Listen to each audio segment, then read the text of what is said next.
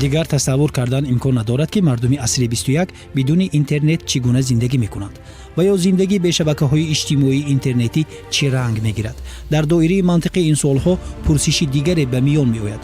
аз замони ба вуҷуд омаданаш интернет ба ҳаёти одамон чӣ нақшу таъсир гузошт. албатта инсон метавонад ин имконияти технологиро ҳам ба манфиати худ истифода барад ва ҳам ба зарараш. ин аз маърифати корбар вобаста аст. ва суоли матраҳ низ ин аст ки фарҳанги истифода барои шабакаҳои иҷтимоии интернетӣ тарбия мехоҳад. имрӯз дар шабакаи иҷтимоӣ инқадар озод аст ки масалан ҳар кас ҳар ҳарф хоҳад ба унвони касе менависад.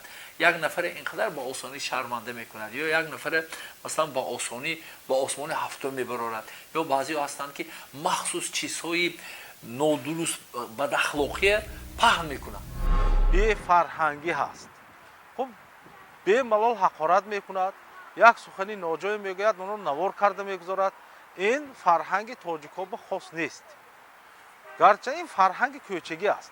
вақте ки шабакаи иҷтимоӣ мешавад, як чиз аз хотир набояд фаромӯш кард ки як чизе, як расме, як лавҳае ки дар шабакаи иҷтимоӣ ҷой мегирад ва дар ҳол дар Тоҷикистон дар тамоми ҷаҳон паҳн мешавад. мутаассифона дар ҷомеа саводи расонаӣ хеле паст аст. барои чӣ паст аст? расонаҳо хеле бо як суръати баланд пешрафт истодааст ва саводи мардум ба он ҷавобгӯ нест.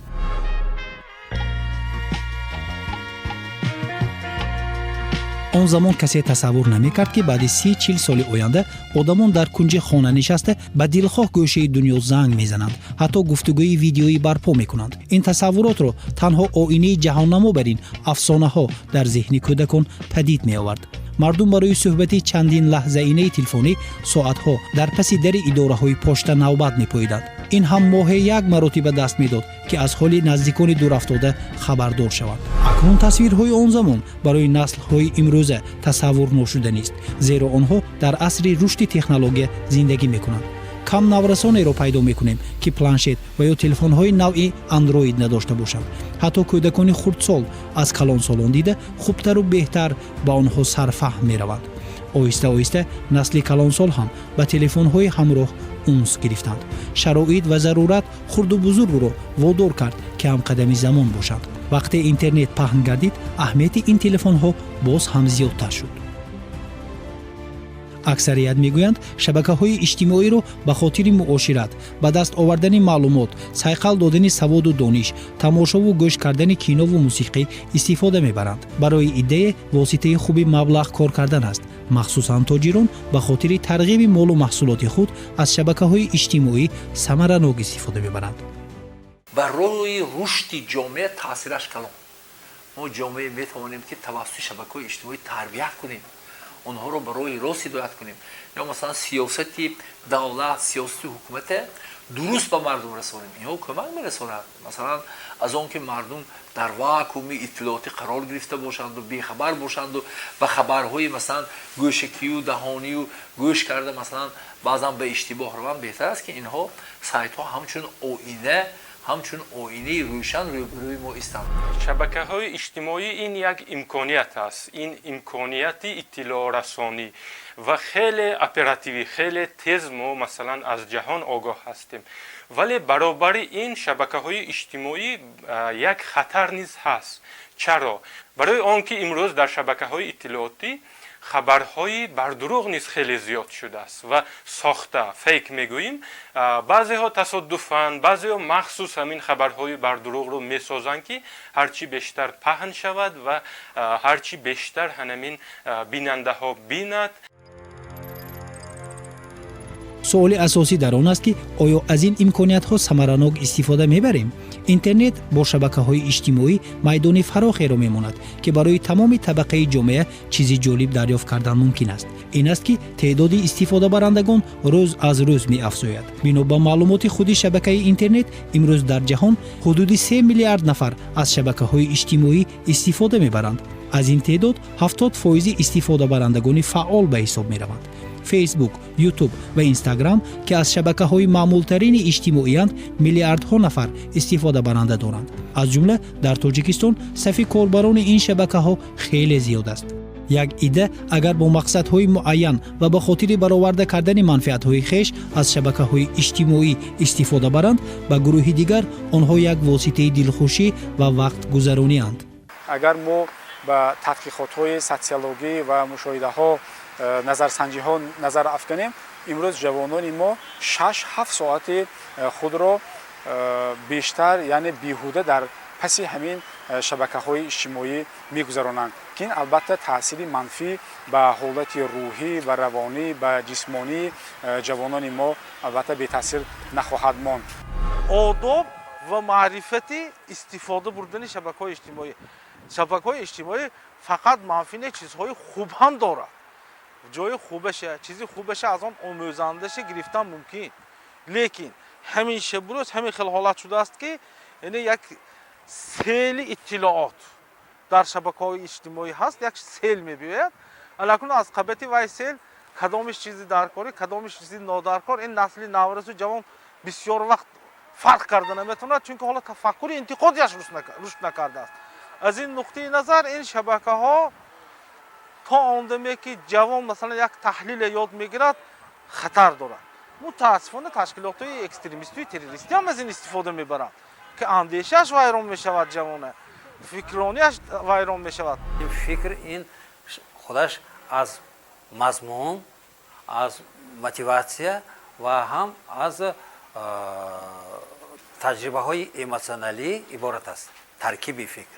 ба ҳамин таркиби фикр албатта таъсири шабакаҳои иҷтимоӣ мерасонад ва дар як навбат боз ҳамин таъсири манфӣ ҳам гирифтанаш мумкин аст.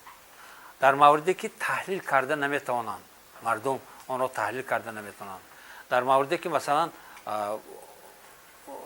иттилоотҳои бар дурӯғ меояд, барои таҳлили он масалан ҳам дониши сиёсӣ ва ҳам дониши илмии онҳо намерасад.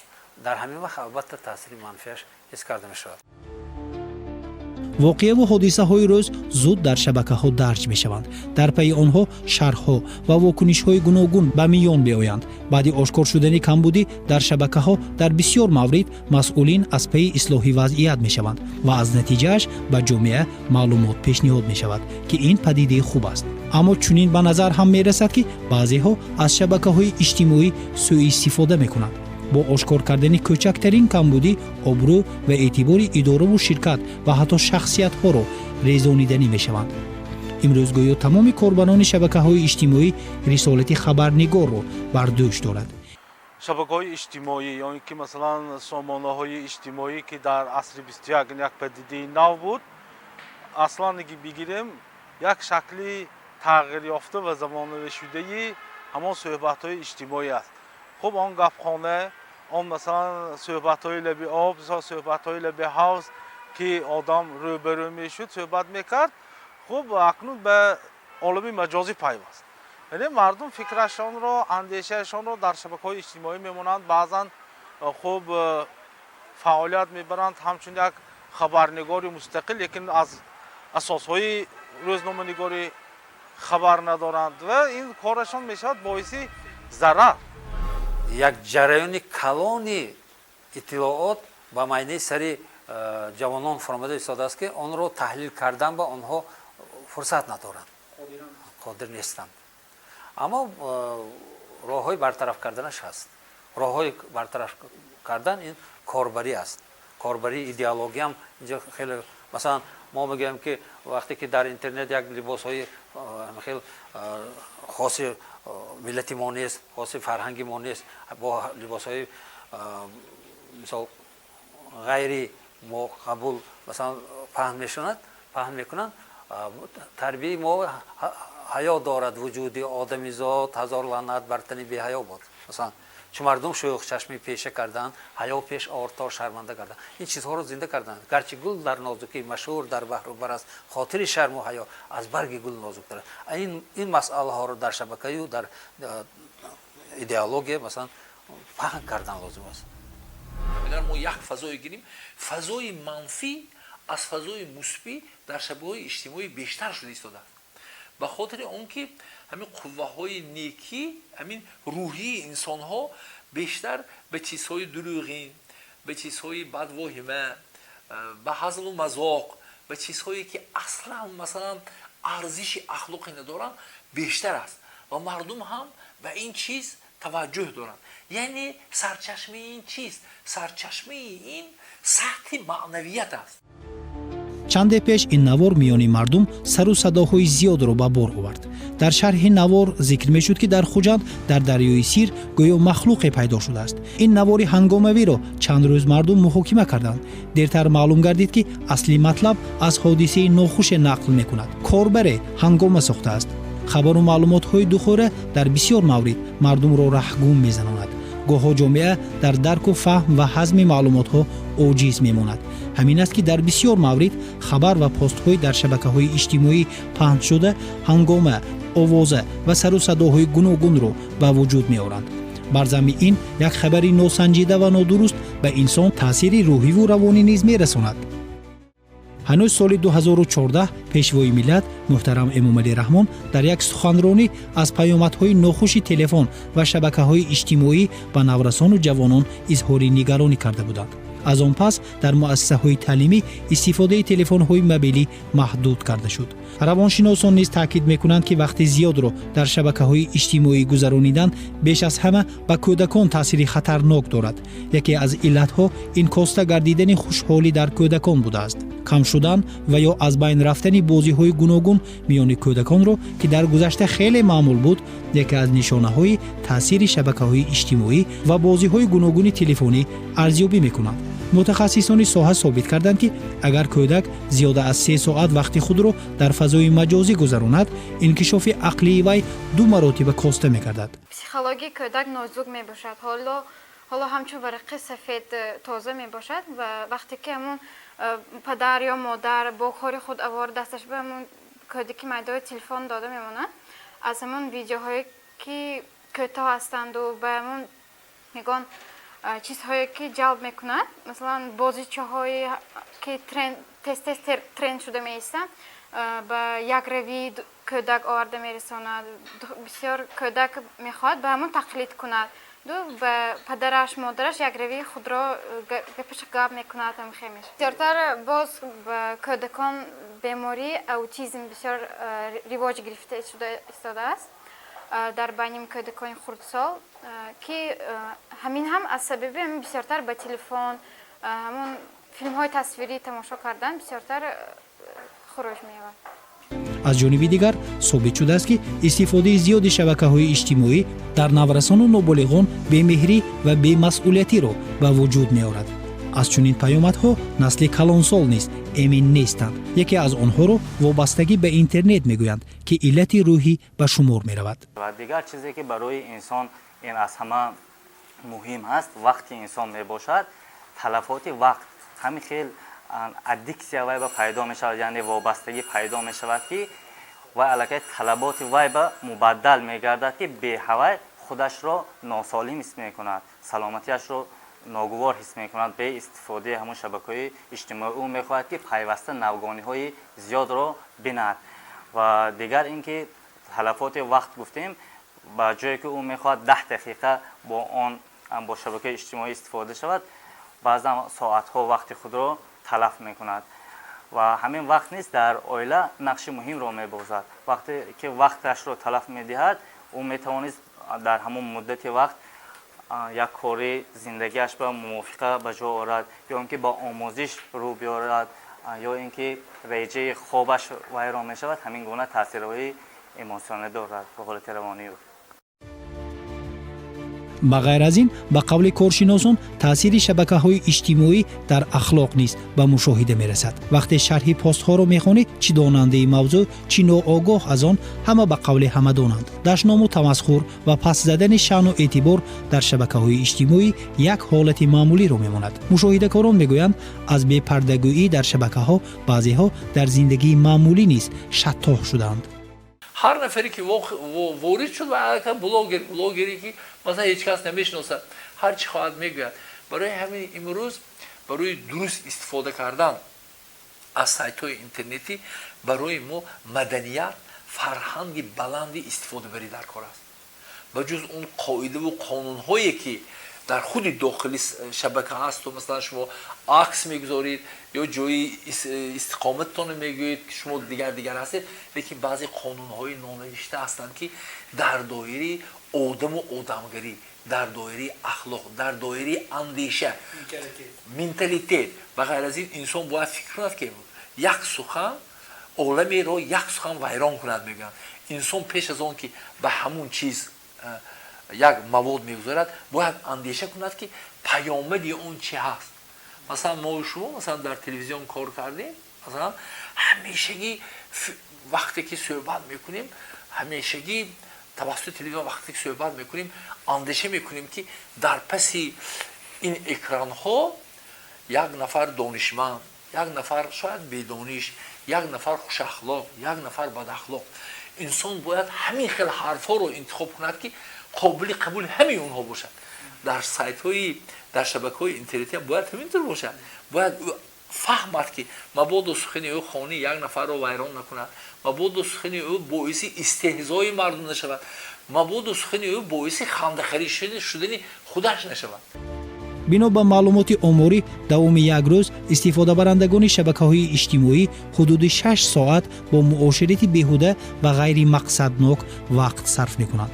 фаридун ҳодибоев номзади илмҳои фалсафа ки як самти тадқиқоти илмияш мавзӯъҳои иҷтимоиро дар бар мегирад мегӯяд: яке аз тадқиқотҳои як ширкати бонуфузи ширкати хушносии британия муайян карданд ки имрӯз дар ҷомеаи масалан кишвари амрико аз 5 нафар, дар федератсияи русия аз 3 нафар оила аз таъсири ҳамин шабакаи иҷтимоӣ оилаҳо ҷудо шуда истоданд ва дигар падидаҳои манфӣ ҳам рӯбарӯ шудаш мумкин аст ки мисол вобаста ба истифодаи зиёд нишастани кӯдакони мо дар сари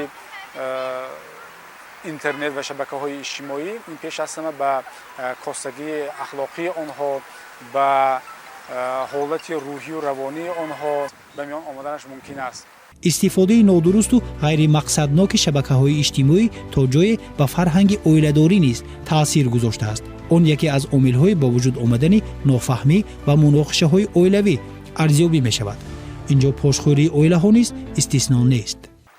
мегуфтанд ки духтар бача шаб ба оинава тамошо нигоҳ накунад, ҳамин телефони мобилиам оина, ҳамин менишинад, агар чизи нағза хонад хуб, лекин масалан аз ҳамин оинава нигоҳ карда як кас ки масалан суҳбат кардану чандин қадар оилаҳо вайрон шуда истодааст, рӯзҳои нав вайрон шуда истодааст. хаб шояд оина гуфта ҳамин чиза вай гузаштаго дар назар дошта буданд ки масалан як кас ки суҳбат накун, як кас ки масалан бегона кади суҳбат накун, боиси рашк мешавад, боиси ҷудошавии оила мешавад. дар ҷаҳони муосир хатарҳои идеологӣ низ зиёданд. рушди технологияи иттилоотиро ҳаракатҳои тундрав, васеъ ва моҳирона истифода мекунанд. аксари ҷавонони гумроҳе ки пойбанди ақидаҳои террористиву экстремистӣ гаштаанд, тавассути шабакаҳо мағзшӯӣ шуданд. ба ин мавзӯъ дар як суханронӣ пешвои миллат низ ишора карда гуфта буданд ки яке аз омилҳои торафт густариш пайдо кардани зуҳуроти терроризм ва ифротгароӣ васеъ истифода гардидани технологияҳои муосири иттилоотӣ мебошад. бар замми ин фазои иттилоотӣ бесару сомонеҳои худро дорад. аз ин имконият гурӯҳҳои моҳирона истифода карда ба афкори ҷомеа, урфу одат, анъана ва фарҳанги миллӣ таъсир мерасонанд. ин гурӯҳҳо бо паҳн кардани мавод на танҳо дар шаклгирии идеологияи миллӣ таъсир мерасонанд, балки бо андешаҳои духӯра миёни ҷомеа низо меангезанд. яъне шабакаҳои иҷтимоии интернетӣ барои як доираи муайян ҳамчун воситаи қуллаи тарғибу ташвиқ ба кор меравад. ин ҳам дар ҳолест ки ҷаҳони имрӯза дар авҷи таҳоҷуми фарҳангӣ ва набардҳои иттилоотӣ қарор дорад. дар мавриди тарғиби таърихи миллат, дар мавриди тарғиби сиёсати давлат, махсусан дар самти миллат, худшиносии миллӣ, ҳуввияти миллӣ, ман бисёр мехостам ки имрӯз ҳамин муассисаҳои таълимӣ, муассисаҳои фарҳангӣ, муассисаҳои давлатӣ бояд ки шабакаҳои сайтҳои пурқуввати худашонро дар тамоми шабакаҳо бояд паҳн кунанд.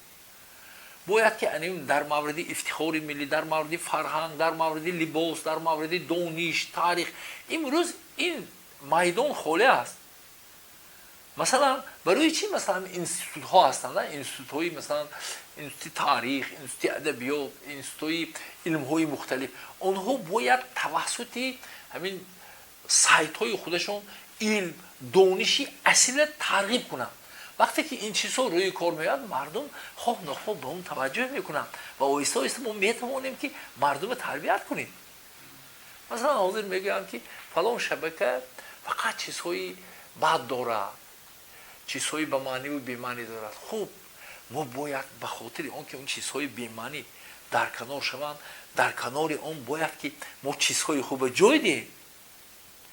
انسان اصلا اینستینکت انسان وقتی چیزی علمی خوبه، یک چیزی خوبی پرمضمون میمونید او البته قبول میکند و احساس میکند که همین یک چیزی خوب، یک چیزی پرمعنی در کنار اون چیزهای بی‌معنی که میدود بلندتر میایستد و از اون دست میکشد. همه علت در نداشتن سواد لازمی رسانه‌ای، آگاه نبودن از فرهنگ استفاده اینترنت و واسطه‌های اطلاعاتی ارتباطی به حساب می رود. کارشناسان می گویند محدود کردن و یا دور ساختن جامعه از اینترنت هرگز کاری عاقلانه نیست، بلکه ضرور است در آنها معرفت استفاده بری رو تربیت نماییم. پس چگونه؟ برای تاثیر آن مثبت گذاشتنش بسیارتر کارهای تشویقاتی، ترغیباتی برای تشکل دادن جهانبینی جوانان کاربری کردن در کار است. چقدر که جهانبینی علمی شود، جهانبینی وسیع شود، آنها برای خطا نمی روند. تاثیر منفیش کم تاثیر می شود و اندیشه من باز همین است که در جامعه تست های مثلا انا همین در کدام فکر قرار داشتنی جوانان فهمیدن در کار است. یعنی مضمونی جوانان را فهمیدن لازم است نسبت همین مسئله ها. ما نمیدانیم که در قفای این شبکه های اجتماعی کدام گروه ها، کدام شخصیت ها نشسته هستند و ما باید آن را تحت نظارت دائمی خود قرار دهیم. یعنی کودکان ما امروز با کی همصحبت هستند، در قفای با کی هم تماس میگیرند و در قفای این شبکه های اجتماعی کدام گروه های منفعت ها یا اینکه غرضان نشستن برای ما روشن نیست. به همین خاطر امروز جامعه امروز کشور و خاصه جوانان و نورسان را ضرور است که ما بیشتر فرزندان خود را تحت نظارت دائمی خود قرار دهیم. حتی با برنامه مکتب‌های میانه شاید چنین یک پردمت رو جاری کردن ممکن است که باید در عصر اطلاعات سواد رسانه‌ای هر یک فرد داشته باشد. تاثیرپذیری شبکه‌های اجتماعی وابسته به عقل و فراست، دانش، جهانبینی، فرهنگ استفاده برنده مربوط است. ما نباید که از شبکه‌های اجتماعی برحذر باشیم، بلکه از روی منطق، از روی دانش، از روی یک برنامه‌ریزی زندگی خودمون از آن استفاده بریم. چیکار باید کرد؟ برای همین امروز باید که در دانشگاه‌ها، در مکتب‌ها، در هر جایی که نباشد ما باید اصول استفاده بری، مدنیت استفاده بری شبکه اجتماعی رو به مردم آموزانیم. حتی در خودی همین سایت‌های مخصوص باید درس‌ها باشد.